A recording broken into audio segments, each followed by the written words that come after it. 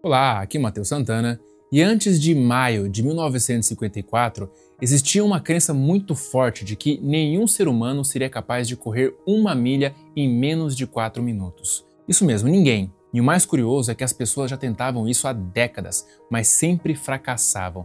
E cada novo fracasso só reforçava ainda mais essa ideia de que era algo humanamente impossível de se fazer. O pessoal até chamava isso de a barreira dos 4 minutos. Mas aí, no dia 6 de maio daquele ano, em Oxford, um rapaz chamado Roger Bannister apareceu e fez o que todo mundo achava impossível. Ele correu 1 milha em 3 minutos e 59,4 segundos.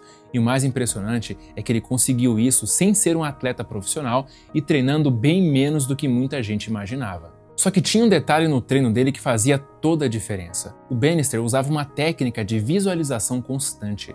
Ele se imaginava quebrando a barreira, sentindo o corpo cruzando a linha, ouvindo as pessoas gritando o nome dele. E isso foi criando um senso de certeza tão forte na mente dele que o corpo acabou simplesmente seguindo esse comando. E ele repetia essa imagem todo santo dia. Só que agora vem a parte mais interessante. Porque desde aquele dia, essa tal barreira dos 4 minutos já foi superada de longe por mais de 1.400 atletas, inclusive por alguns que ainda estavam no ensino médio.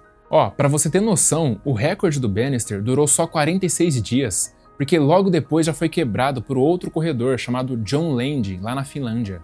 E aí vem aquela pergunta, o que mudou? Como é que algo que o mundo inteiro acreditava ser impossível passou, de repente, a se tornar algo normal e até corriqueiro? O que aconteceu foi que, no momento em que o Roger quebrou aquela marca, o mundo inteiro viu com os próprios olhos que dava para fazer. E a partir daí, aquela barreira deixou de ser física e passou a ser mental.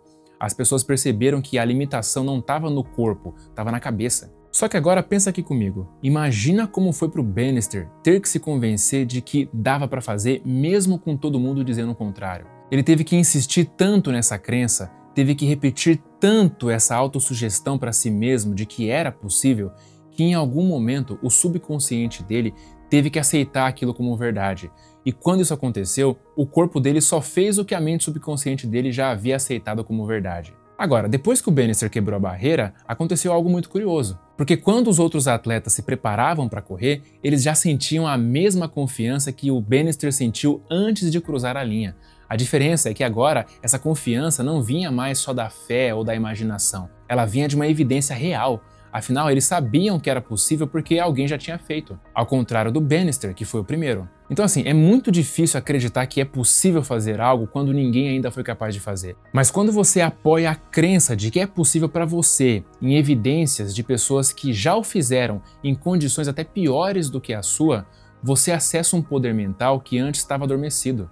E esse poder vem dos seus pensamentos, porque são eles que moldam a forma como você enxerga o mundo e, consequentemente, como você age nele. E a ciência explica isso de um jeito bem interessante. Existe uma parte do seu cérebro chamado Sistema Ativador Reticular, ou simplesmente SAR, e ele funciona como uma espécie de filtro, porque ele basicamente filtra aquilo que é relevante para você e o que deve ser ignorado.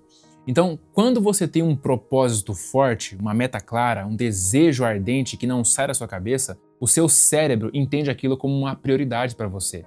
E a partir daí, o SAR começa a selecionar tudo aquilo que pode te ajudar a chegar lá. Então ele passa a ajustar seu foco de modo que você perceba oportunidades, pessoas, informações e caminhos que antes passavam despercebidos para você.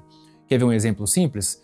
Quando você pensa em comprar um carro novo, esse carro parece que do nada começa a surgir em tudo quanto é lugar. Mas na verdade esses carros sempre estiveram ali. A diferença é que agora a sua mente ela entende aquele carro como algo muito importante para você. Então ela te faz perceber com muito mais facilidade. Então no fundo esse é o poder real da sua mente. Aquilo em que você pensa com frequência você reforça. É como dizia Napoleon Hill, tudo que a mente humana pode conceber, ela pode realizar.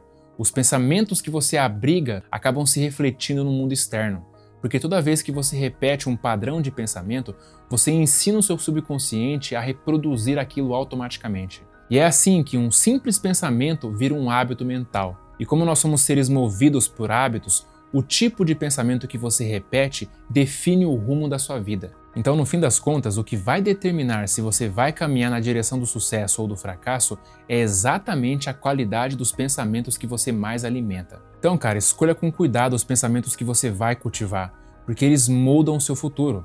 Afinal, o pensamento é uma força, e por mais que você não consiga ver, tocar ou medir, ele é tão real quanto a eletricidade. Ele está ali o tempo todo agindo nos bastidores, influenciando tudo o que você faz e, principalmente, influenciando o jeito que você enxerga o que acontece com você. E essa capacidade que a gente tem de atrair e construir as coisas na nossa vida é chamada por vários nomes. Tem quem chama de lei de causa e efeito, outros preferem lei da atração, alguns chamam de lei da semeadura, mas no fim das contas, todas dizem a mesma coisa: você se torna aquilo que pensa com mais frequência. Agora, só um cuidado aqui. Não confunde isso com aquele papo mágico de que basta pensar positivo que tudo vai cair do céu, porque o pensamento é só o ponto de partida, é o motor de ignição. Mas se você não agir intensamente na direção da sua visão, esquece. Porque lembra, o Roger visualizou, acreditou e desejou muito que aquilo acontecesse. Mas se ele não tivesse treinado e quase explodido os pulmões naquela corrida, ele jamais teria quebrado aquele recorde e eu não estaria aqui agora falando sobre ele nesse vídeo. Então sim, coloque um momento de visualização na sua rotina, mas não esquece que a parte mais importante é agir na direção dos seus objetivos, que podem ser desde alcançar algumas metas profissionais, como também mudar algum hábito na sua vida. E se esse for o seu caso, ou seja, se você tem interesse em mudar os seus hábitos para ter uma vida mais saudável e produtiva, longe de vícios e maus hábitos que só te trazem vergonha e frustração, clica no primeiro link da descrição e assiste a aula gratuita mais importante que você precisa assistir para resolver isso. Tenho certeza que vai te ajudar muito. Um forte abraço e até a próxima.